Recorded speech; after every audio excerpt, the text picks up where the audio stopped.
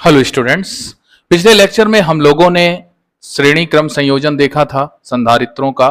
आज हम लोग संधारित्रों का समांतर क्रम संयोजन देखेंगे और इस संयोजन को भी हम लोग न्यूमेरिकल की दृष्टि से देखेंगे, क्योंकि समांतर क्रम संयोजन में बहुत सी इंपॉर्टेंट चीजें होती हैं जो आप लोग उसको नजरअंदाज कर देते हैं, लेकिन वही चीजें न्यूमेरिकल की दृष्टि से बहुत ही उपयोगी होती हैं। तो चलिए शुरू करते हैं। हम लोग आज का जो हमारा टॉपिक है वो टॉपिक है संधारित्रों का समांतर क्रम संयोजन। इस संयोजन में आप ध्यान रखिएगा, जो प्रत्येक संधारित्र है उसका जो विभवांतर होता है वो समान होता है और इसमें जो आवेश है वो विभाजित हो जाता है।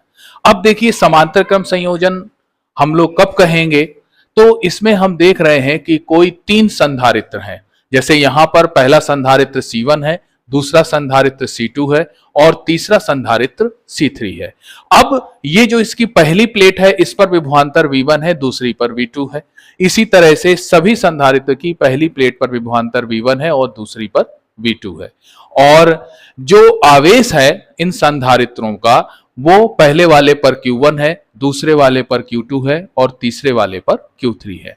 अब देखिए, इस संयोजन में क्या होता है कि जो संधारित्र की पहली प्लेटें होती हैं, जैसे इस संधारित्र की पहली प्लेट ये हो गई, इसकी पहली प्लेट ये हो गई और इसकी पहली प्लेट मान लीजिए ये वाली हो गई।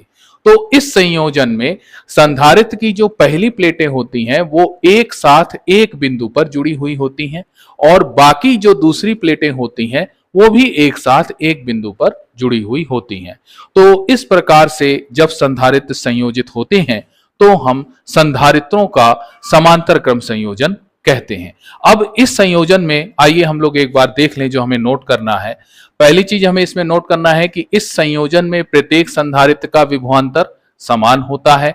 अब देखिए, जो विभवांतर होगा वो प्रत्येक संधारित्र का समान होगा और वो जो विभवांतर होगा इन संधारित्रों पर लगाए गए कुल विभवांतर के बराबर होगा। यानी कि यहां पर जो टोटल विभवांतर है हमारा V, वो बराबर है V1 माइनस V2 के। इसलिए हमने जो V की वैल्यू यहां पर लिखी हुई है न्यूमेरिकल की दृष्टि से V is equal to V1 minus V2, जिसमें V1 पहली प्लेट पर विभवांतर है और जो V2 है वो दूसरी प्लेट पर विभवांतर है। अब आइए इसको हम लोग थोड़ा सा समझ लेते हैं जो हमको नोट करना है। पहली चीज इसमें नोट करना है कि इस संयोजन में प्रत्येक संधारित्र का विभवांतर एक समान होता है तथा आवेश विभाजित हो जाता है।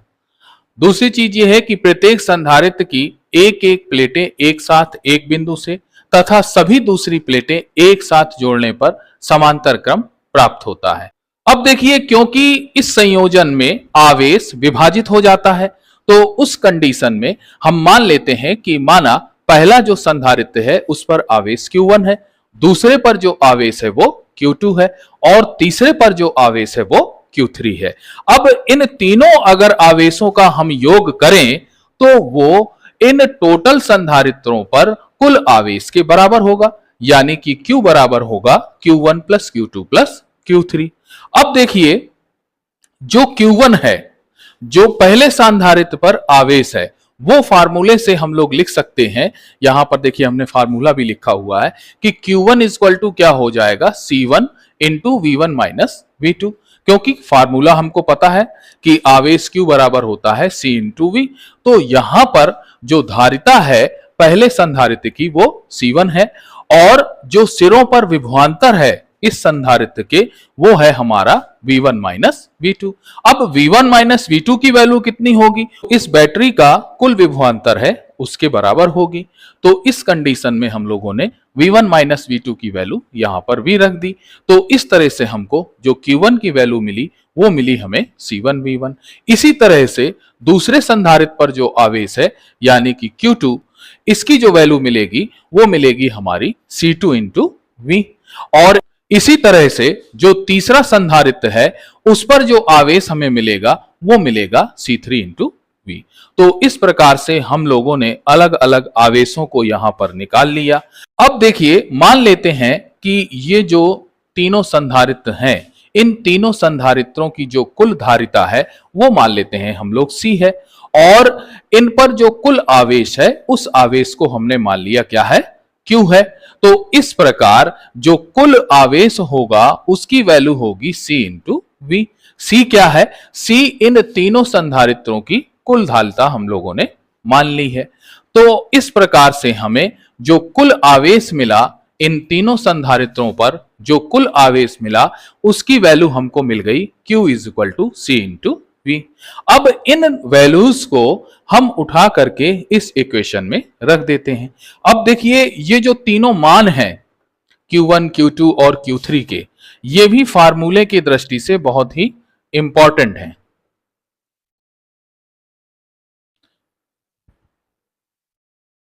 ये वैल्यू भी हमको ध्यान रखना है, क्योंकि न्यूमेरिकल में इनकी वैल्यू निकालने के लिए हमें यही फार्मूले लगाना पड़ेंगे, यानी Q1 is equal to C1V, Q2 is equal to C2V और Q3 is equal to C3V, और जो कुल आवेश है वो होगा हमारा C इंटू V के बराबर। अब देखिए, Q1, Q2, Q3 और Q की वैल्यू हम इस इक्वेशन में रख देते हैं।